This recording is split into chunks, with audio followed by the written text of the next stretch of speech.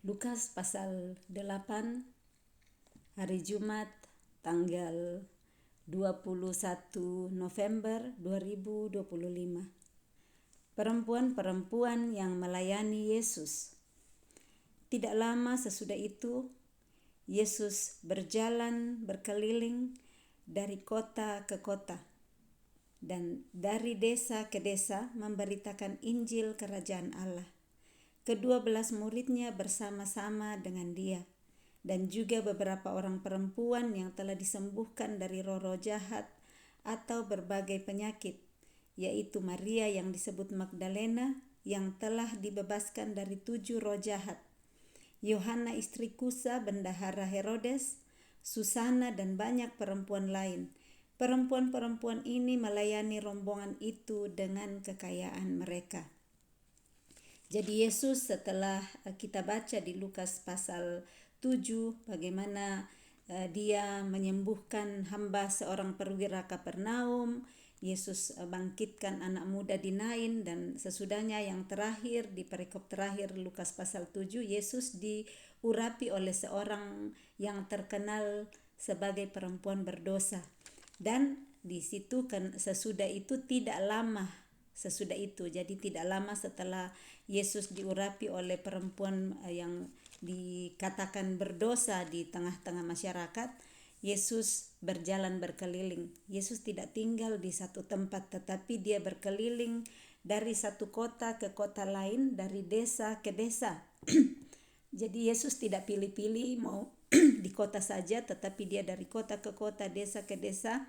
Tujuan Tuhan Yesus adalah di sini memberitakan Injil Kerajaan Allah.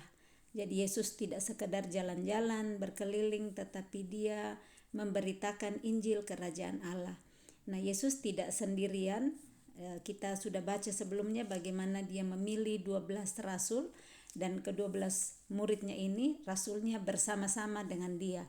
Jadi dalam perjalanan keliling itu Yesus ditemani ke-12 rasul murid-muridnya. Dan di ayat 2 dikatakan dan juga beberapa orang perempuan. Jadi ada orang perempuan-perempuan juga yang telah disembuhkan dari roh jahat atau berbagai penyakit. Mereka juga terpanggil untuk ikut Yesus. Jadi ada yang diizinkan Yesus untuk ikut bersama-sama dengan dia untuk pergi memberitakan Injil Kerajaan Allah. Nah, di situ juga ada yang namanya Yohana. Yohana ini istri Kusa bendahara Herodes. Ada namanya Susana, ada Maria yang disebut Magdalena, dan banyak perempuan lain. Ternyata ada banyak perempuan juga yang melayani Yesus bersama-sama. Dan perempuan-perempuan ini melayani rombongan itu. Mereka kan rombongan, ini sudah lebih 10 ya. Kalau Yesus dengan 12 muridnya sudah 13, tambah perempuan-perempuan mungkin sampai 20-an lah mereka. Jadi ini rombongan perempuan-perempuan ini, kalau suaminya bendahara Herodes pasti kaya ya. Dan mereka melayani rombongan itu dengan kekayaan mereka. Nah kan kalau dalam perjalanan rombongan begini pasti butuh makanan di jalan, butuh minuman, butuh tempat tinggal. Nah, Yesus bekerja tidak sendirian, tetapi ada perempuan-perempuan juga yang terpanggil untuk memakai kekayaan mereka untuk mensupport, untuk menopang pelayanan Yesus. Nah, pastilah mereka-mereka ini yang mungkin mengeluarkan uang untuk membayar makanan atau kebutuhan-kebutuhan lain yang Yesus dan murid-muridnya butuhkan. Nah, seperti ini kita lihat sekarang di dalam kehidupan hari ini, ada pelayanan-pelayanan yang disupport, ada orang-orang lain yang mensupport. Jadi yang tidak bisa kemana-mana bisa mensupport pelayanan dengan mengirimkan harta atau uang mereka. Nah, kita lanjut perumpamaan tentang seorang penabur. Ketika orang banyak berbondong-bondong datang, yaitu orang-orang yang dari kota ke kota menggabungkan diri pada Yesus, berkatalah ia dalam suatu perumpamaan. Jadi ini Yesus kita sudah baca selalu diikuti banyak orang, berbondong-bondong orang mengikuti dia. Dan kali ini setelah Yesus berjalan lagi berkeliling dari kota ke kota, banyak orang-orang yang menggabungkan diri dari kota ke kota, orang-orang menggabungkan diri bersama-sama dengan Yesus. Nah, ia berkata dalam suatu perumpamaan. Ayat 5 adalah seorang penabur keluar untuk menaburkan benihnya. Pada waktu ia menabur, sebagian benih itu jatuh di pinggir jalan, lalu diinjak orang dan burung-burung di udara memakannya sampai habis. Sebagian jatuh di tanah yang berbatu-batu dan setelah tumbuh ia menjadi kering karena tidak mendapat air. Sebagian lagi jatuh di tengah semak duri dan semak itu tumbuh bersama-sama dan menghimpitnya sampai mati. Dan sebagian jatuh di tanah yang baik dan setelah tumbuh berbuah 100 kali lipat. Setelah berkata demikian, Yesus berseru, siapa mempunyai telinga untuk mendengar, hendaklah ia mendengar. Nah, ini perumpamaan yang disampaikan Tuhan Yesus kepada orang banyak yang datang berbondong-bondong mengikuti dia, menggabungkan diri dengan rombongan Tuhan Yesus. Perumpamaan ini kita sudah tahu ya, kita sudah baca di kitab-kitab berikutnya, di Matius ada, dan di sini dikatakan bahwa ini cerita tentang penabur. Ada sebagian, jadi waktu dia taburkan benihnya, ada sebagian jatuh di pinggir jalan. Benih itu diinjak orang dan burung-burung di udara memakannya sampai habis. Nah, yang sebagian lagi jatuh di tanah berbatu-batu dan itu tumbuh. Setelah tumbuh ia menjadi kering karena tidak mendapat air. Karena di antara batu-batu dia tidak dapat air, tumbuh sebentar benihnya tapi menjadi kering. Nah, sebagian lagi jatuh di tengah semak duri dan semak itu tumbuh bersama-sama dan menghimpitnya sampai mati. Nah, sebagian jatuh di tanah yang baik dan setelah tumbuh berbuah 100 kali lipat. Nah, jadi Yesus mengakhiri perumpamannya ini dengan berkata, siapa mempunyai telinga untuk mendengar, hendaklah ia mendengar.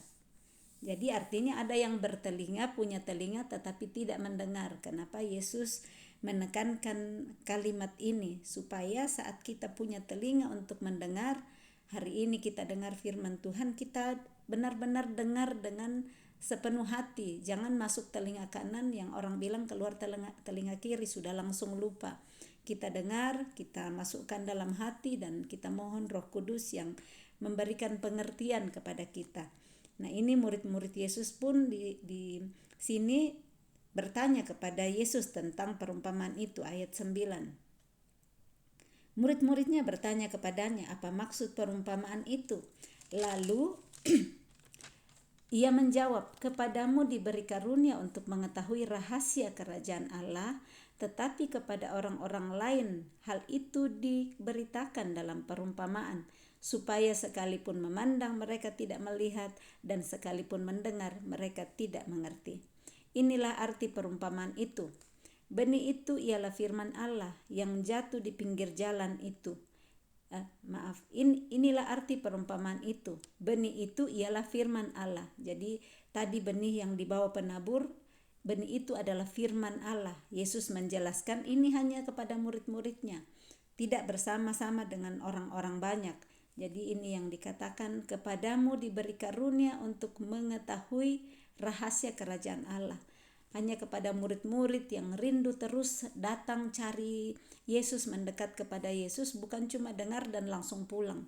Itu yang diberitahukan rahasia kerajaan Allah, yang tidak jemu-jemu dekat dengan Yesus, belajar di bawah kaki Yesus, mendengarkan Injil kerajaan Allah yang Yesus sampaikan.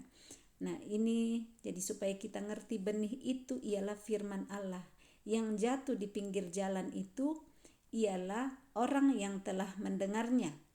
Kemudian datanglah iblis lalu mengambil firman itu dari dalam hati mereka, supaya mereka jangan percaya dan diselamatkan. Jadi orang yang di pinggir jalan, ya, tanah hati yang jatuh di pinggir jalan, orang yang sudah dengar, tetapi iblis datang mengambil firman itu dari dalam hati. Kalau tidak ditancapkan, tidak benar-benar kita terima, mengerti, diberikan pengertian oleh Roh Kudus, hilang begitu saja itu firman, supaya nanti orang yang mendengar itu nggak jadi percaya dan selamat. Karena tujuan kita dengar firman supaya kita mempercayai Yesus, kita memberi diri dibaptis, dan kita diselamatkan. Nah, ini iblis datang mencuri, mengambil firman itu. Kalau kita punya tanah hati yang keras, tidak ada tempat untuk masuk di dalam. Yang berikut ayat 13, yang jatuh di tanah yang berbatu-batu ialah orang yang setelah mendengar firman itu menerimanya dengan gembira, tetapi mereka itu tidak berakar. Mereka percaya sebentar saja dan dalam masa pencobaan mereka murtad. Jadi ada juga yang berbatu-batu tadi, firman Tuhan itu diterima dengan gembira. Biasanya kalau kita di gereja dengar khotbah atau lagi di KKR, atau mungkin dengar sekarang dari khotbah di lewat internet, YouTube atau hal lain, langsung seperti oh ya bangkit iman. Tetapi sesudah itu pencobaan datang, ada badai-badai dalam kehidupan, tidak percaya lagi. Dan ini dikatakan mereka percaya sebentar saja dan dalam masa pencobaan mereka murtad. Dalam masa pencobaan akhirnya tidak percaya lagi karena melihat pencobaan di dalam hidup. Nah, seperti ini yang sering kita bisa saksikan dalam hidup kita. Ujian-ujian iman itu banyak sekali dan kadang membuat orang tidak mempercayai lagi apa yang sudah didengar. Sudah dengar firman Tuhan berkata jangan takut, kuatkan hatimu, tetapi ujian atau masalah yang dihadapi itu rasanya berat sekali, jadi akhirnya batal lagi mempercayai. Nah, ini yang dikatakan di benih jatuh di tanah yang berbatu-batu. Nah, ayat 14, yang jatuh dalam semak duri ialah orang yang telah mendengar firman itu dan dalam pertumbuhan selanjutnya mereka terhimpit oleh kekhawatiran dan kekayaan dan kenikmatan hidup sehingga mereka tidak menghasilkan buah yang matang. Jadi yang jatuh di semak duri itu sudah dengar firman, bertumbuh, tetapi terhimpit kalau ada kekhawatiran lagi datang. Ya, bagaimana ini? Bisakah saya sembuh ini? Bisakah masalahku beres? Bisakah dapat pekerjaan? Banyak sekali yang bisa kita khawatirkan dalam hidup. Ataukah ada yang terlalu keenakan ya, karena banyak sekali berkatnya, sukses di pekerjaan, menanjak terus karirnya, berhasil semua proyek-proyeknya. Bisa saja kenikmatan hidup membuat orang menjadi lupa di situ dan kembali dalam kehidupan sehari-hari, tidak ingat lagi apa kata firman, menikmati semua kehidupan yang semua kelihatannya oke-oke saja. Nah, ini dikatakan mereka tidak menghasilkan buah yang matang. Jadi ada buah, tetapi mungkin buahnya gugur di tengah jalan ya, tidak sampai matang. Biasa kan kita lihat ada buah yang berbuah sebentar atau berbunga tapi jatuh, tidak sampai bisa dinikmati, karena hanya buah yang matang yang bisa dimakan dan dinikmati orang. Ayat 15, yang jatuh di tanah yang baik itu ialah orang yang setelah mendengar firman itu menyimpannya dalam hati yang baik dan mengeluarkan buah dalam ketekunan. Jadi ada 4 jenis tanah hati yang dibagikan di sini. Kita sudah bagi semua ini di pembacaan juga Matius pasal 13 ya. Dan ini yang jenis tanah yang terakhir itu tanah yang baik. Orang saat sudah dengar firman, sudah baca firman Tuhan, didengar, seperti kata Yesus tadi, siapa mempunyai telinga untuk mendengar, hendaklah ia mendengar. Benar-benar pakai telinga mendengar, bukan sambil sibuk dengar yang lain, kiri kanan ada suara-suara di sekitar, sehingga tidak fokus mendengar apa yang firman itu, tidak bisa disimpan dengan benar di dalam hati. Jadi kalau dengar dengan pakai telinga seperti Yesus ajarkan tadi sebelumnya di ayat yang ke-8, orang itu akhirnya bisa menyimpan dalam hati yang baik dan mengeluarkan buah dari ketekunan. Jadi tekun mengerjakan firman itu setiap hari. Ingat, oh iya Tuhan Yesus bilang, berkatilah orang yang mengutuk kamu. Jangan seperti yang di Hosea 4 kita baca kemarin, mereka cuma saling bohong, saling mengutuk, saling membunuh. Jadi Yesus mau supaya kita simpan dalam hati kebenaran firman-Nya, baru nanti keluar buah dalam ketekunan. Buah itu dalam ketekunan maksudnya ya kita kerjakan dari hari ke hari. Ada satu orang yang tidak baik kepada kita, kita tetap baik kepada mereka. Ada orang yang gak pegang janji, kita oke, mereka gak pegang janji, saya mau pegang janji. Kita latih terus diri kita, itu yang namanya ketekunan. Yang kita sering lakukan berulang-ulang itu ketekunan, itu bisa membuat kita sudah terbiasa. Tetapi kalau 1-2 kali stop lagi, gak bikin lagi, itu bukan namanya tekun. Jadi tekun melakukan berulang-ulang sampai nanti ada buah yang manis yang dihasilkan. Tekun terus-menerus mengisi hati dengan kebenaran firman Tuhan, sehingga kebenaran sendiri yang kita sudah taruh bertahun-tahun di dalam diri kita, yang kita lihat dari sekitar kita, yang kita dengar, yang kita hidupi, firman Tuhan sanggup pisahkan di dalam. Firman Tuhan memisahkan supaya yang tinggal di dalam adalah yang Tuhan Yesus ajarkan. Itu gunanya kita terus ke gereja, kita ke kumpulan atau baca Alkitab, supaya kebenaran yang kita percaya sendiri atau yang kita bikin-bikin sendiri akibat dari apa yang kita lihat di sekitar kita, yang kita baca selama ini, yang kita nonton juga. Kan dari tontonan-tontonan bisa juga membuat kita, oh ya orang itu bikin gitu, saya juga mau bikin. Nah, firman Tuhan itu sanggup memisahkan. Ya, kita baca dulu Ibrani 4 ayat 12, di situ bagaimana firman Allah itu hidup dan kuat dan lebih tajam daripada pedang bermata dua manapun. Ia menusuk amat dalam sampai memisahkan jiwa dan roh, sendi-sendi dan sumsum. Ia sanggup membedakan pertimbangan dan pikiran hati kita. Nah, firman Tuhan itu hidup, tidak mati. Firman Tuhan itu kuat, jadi tidak loyo, tidak lemah. Itu pisau kalau kuat ya kita tancapkan ke, misalnya kita mau potong buah pepaya ya, kalau mungkin pepayanya agak keras dan pisaunya yang pisau tidak terlalu kuat bisa melenting itu pisaunya, tetapi kuat. Seperti ini firman Tuhan itu hidup dan kuat, dia sanggup untuk pisahkan pertimbangan dan pikiran hati kita. Nah, kalau kita tidak baca firman-Nya, kita tidak dengar, kita tidak perkatakan, bagaimana dia bisa pisahkan pertimbangan dan pikiran hati kita yang sudah terlalu lama dengan cara-cara hidup kita yang lama. Pikiran-pikiran kita yang kita pikir benar. Karena kita pikir benar, oh ya sudah seperti itu. Saya ingat dulu teman kerja saya, dia bilang, nenek saya ajar saya. Jadi neneknya yang ajar. Iya, kalau orang tidak baik sama kamu 1-2 kali, oke, ampuni. Tapi kalau sudah lebih dari itu, kita juga punya perasaan. Jadi ini ajaran nenek, turun ke mamanya, turun ke anaknya. Ajaran untuk ya ampuni 1-2 kali saja. Kalau sudah kita punya perasaan juga, jangan biarkan diri diperlakukan tidak semena-mena seperti itu. Nah, datang ajaran Tuhan Yesus, kan Petrus datang tanya, sampai berapa kali saya mengampuni? Apakah 7 kali? Petrus sudah bangga sekali kalau 7 kali. Tapi Tuhan Yesus bilang 70 kali 7 kali.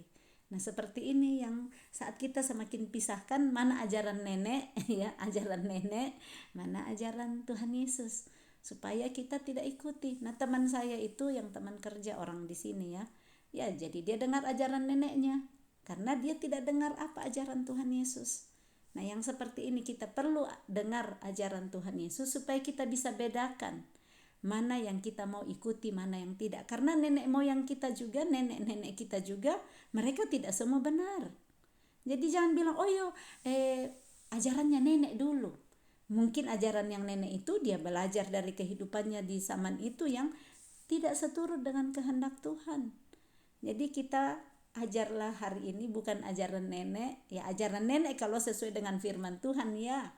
Tetapi ajaran Tuhan Yesus yang bisa kita pakai dengan tekun di dalam hati kita, kita kerjakan dan nanti akan membuahkan buah yang matang yang bisa dikeluarkan.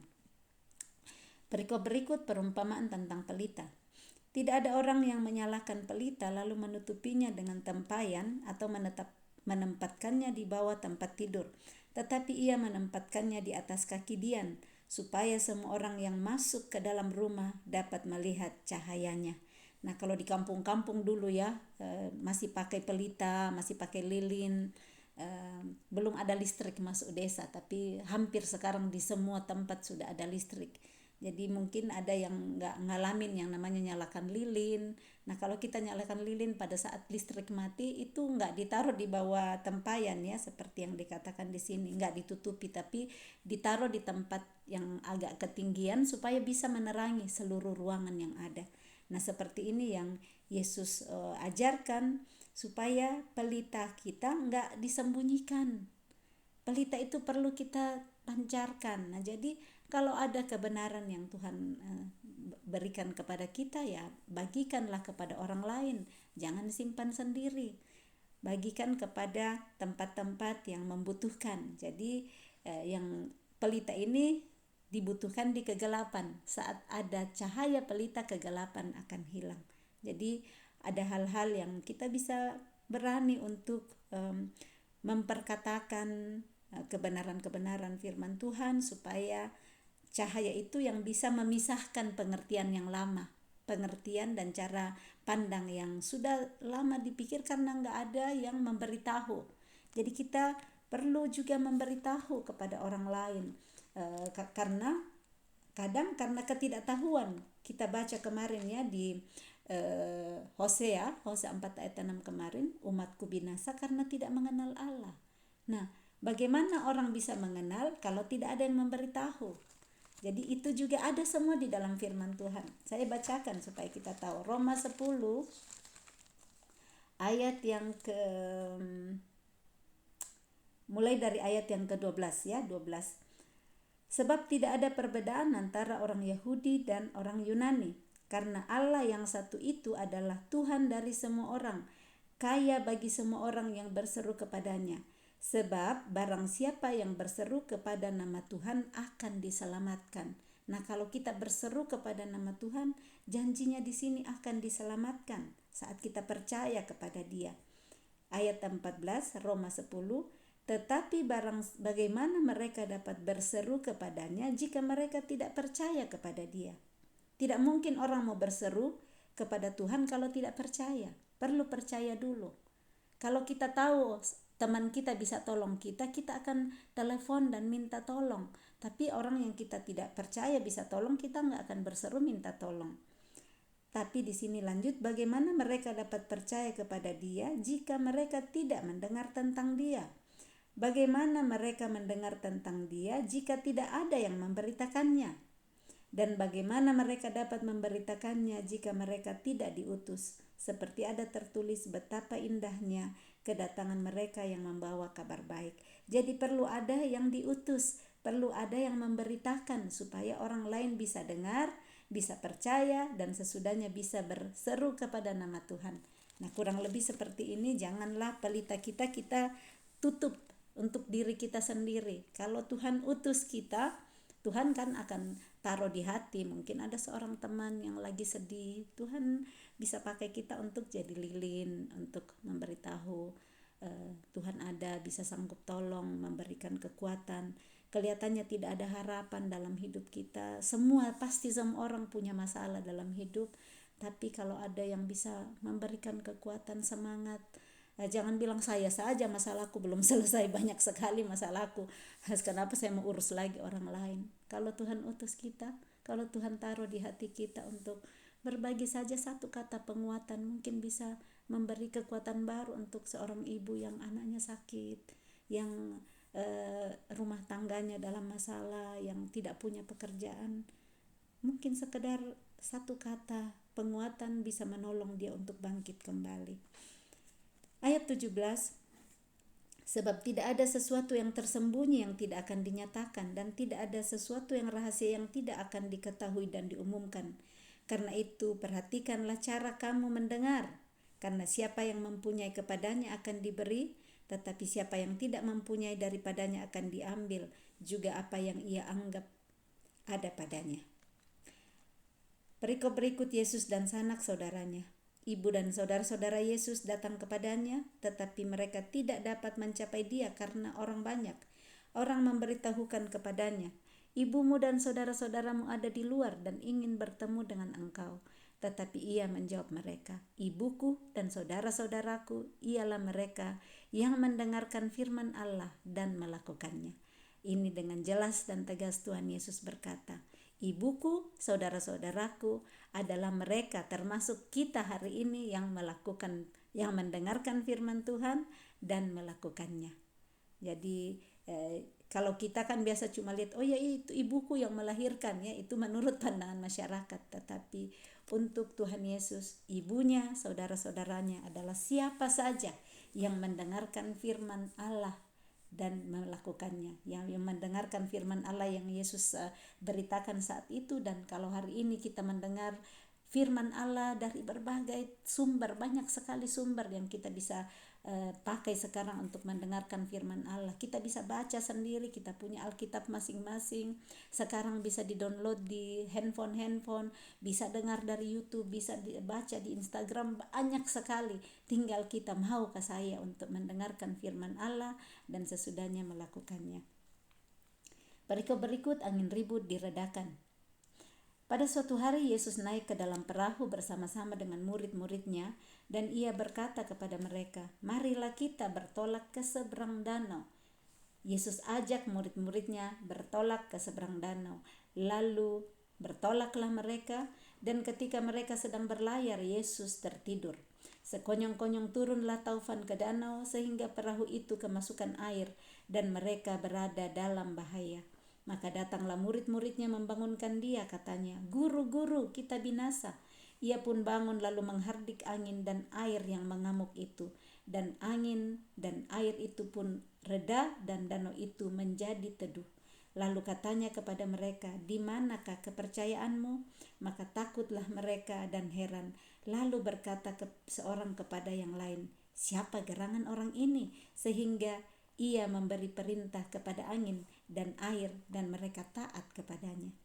Pertanyaan yang murid-murid katakan ini, siapa gerangan orang ini? Artinya mereka belum kenal benar Yesus ya, padahal mereka sudah mengikuti Yesus setiap hari. Kemarin Hosea 4 ayat 6 kembali, umatku binasa karena tidak mengenal Allah. Ternyata murid-murid Yesus sendiri tidak mengenal Allah. Diperlukan terus-menerus membangun relasi dengan Tuhan supaya kita kenal dengan Dia.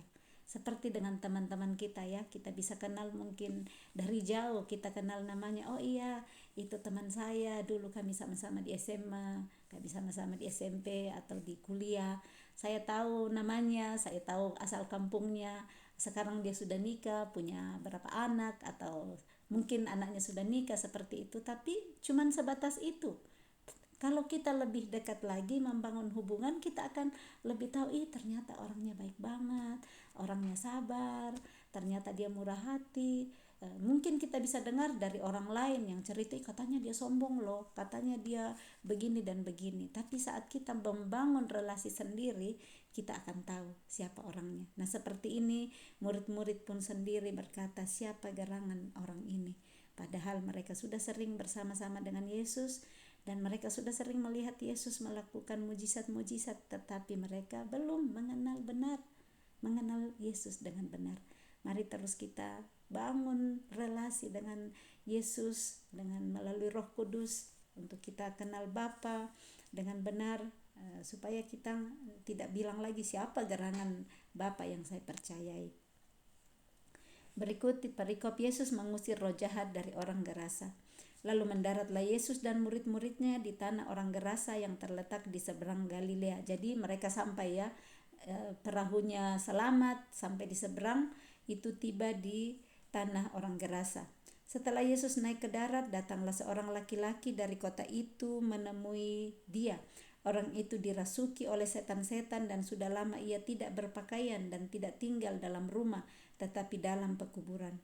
Ketika ia melihat Yesus, ia berteriak lalu tersungkur di hadapannya dan berkata dengan suara keras, apa urusanmu dengan aku, hai Yesus, anak Allah yang maha tinggi? Aku memohon kepadamu supaya engkau jangan menyiksa aku. Lalu ia berkata demikian sebab Yesus memerintahkan roh jahat itu keluar dari orang itu. Karena sering roh itu menyeret-nyeret dia, maka untuk menjaganya ia dirantai dan dibelenggu. Tetapi ia memutuskan segala pengikat itu dan ia dihalau oleh setan itu ke tempat-tempat yang sunyi. Jadi yang membuat dia tidak berpakaian, yang membuat dia pergi di tempat sunyi, tinggal di pekuburan itu adalah setan, roh jahat yang merasuki dia.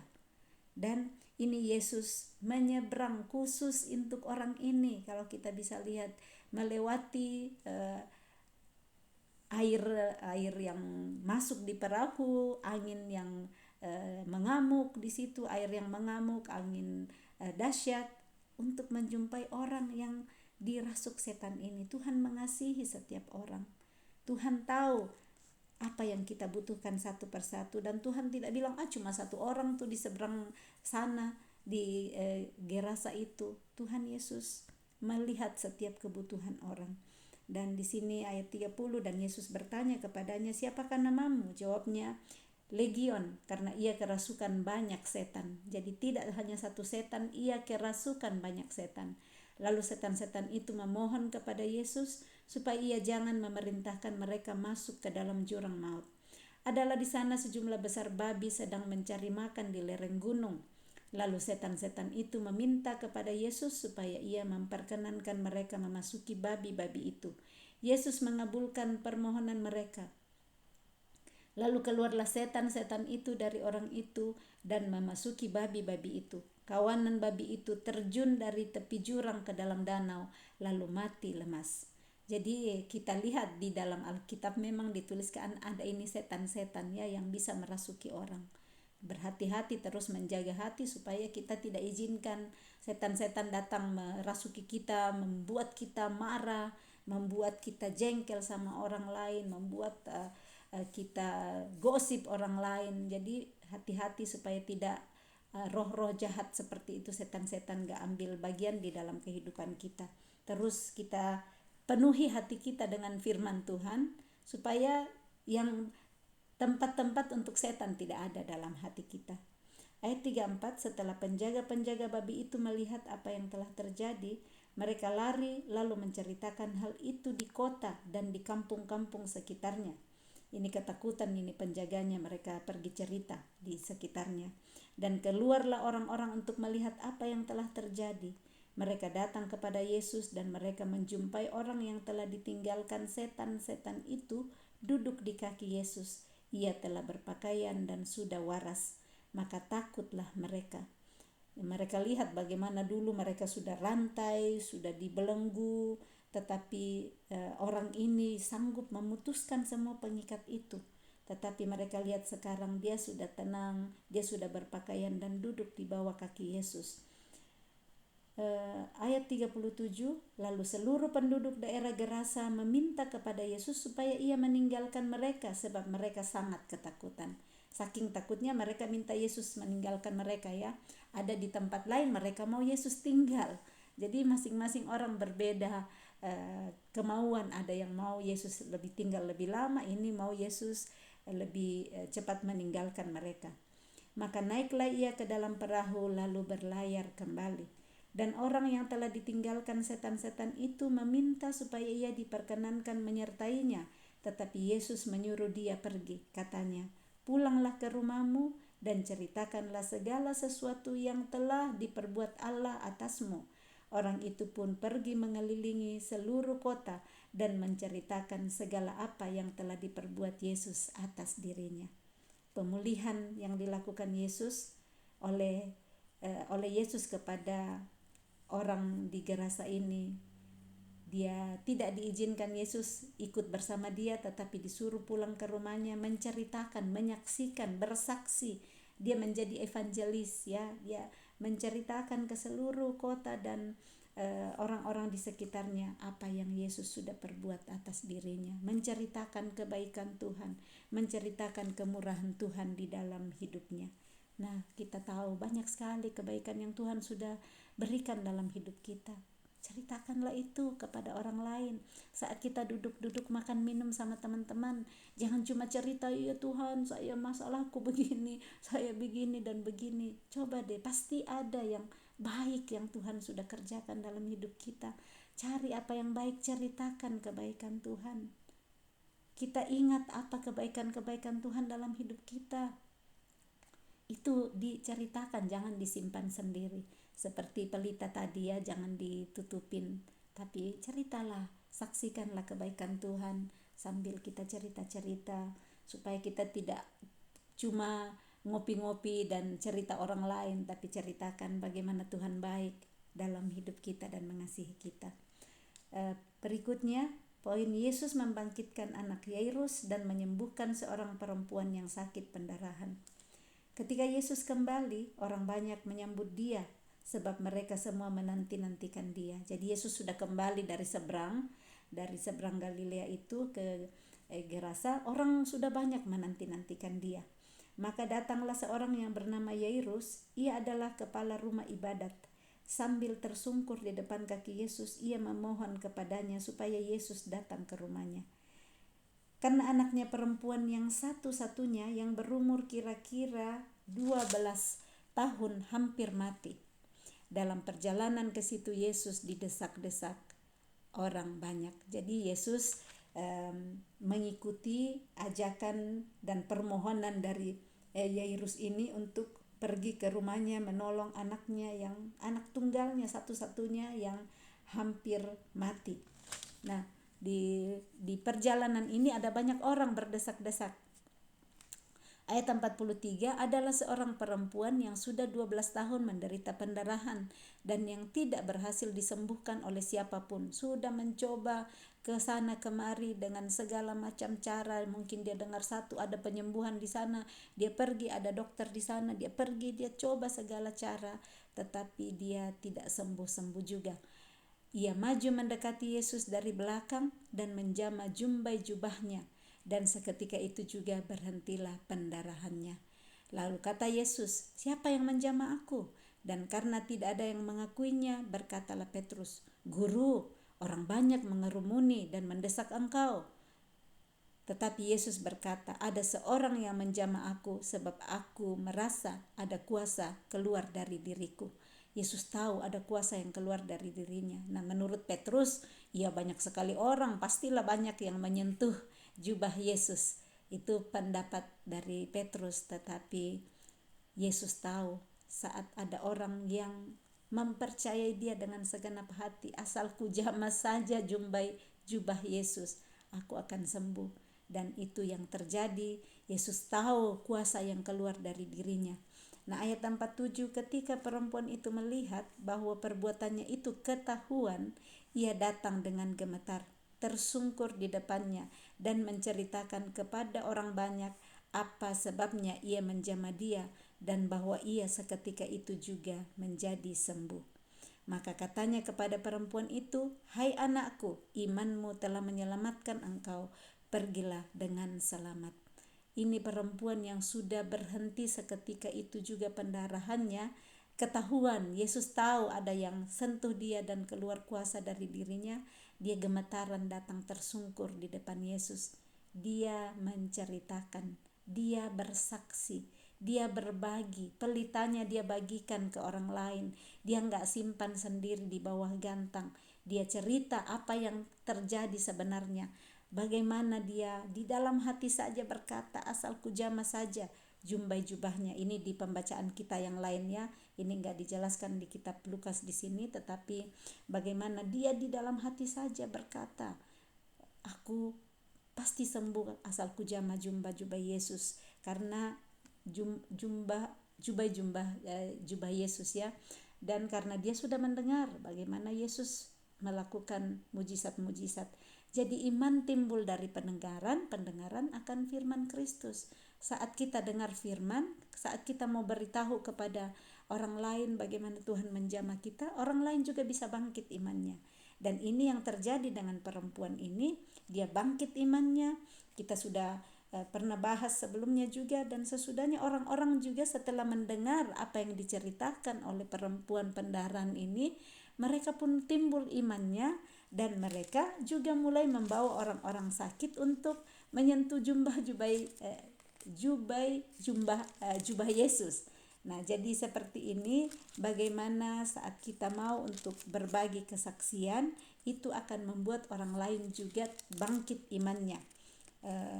Iman bisa timbul saat kita mendengar kesaksian orang lain yang berbagi. Kita bisa mendengar bagaimana, oh ternyata Tuhan bisa, saat aku bisa mempercayai apa yang Tuhan bisa kerjakan dalam hidupku, dia akan membangkitkan iman orang lain juga untuk melakukan yang sama.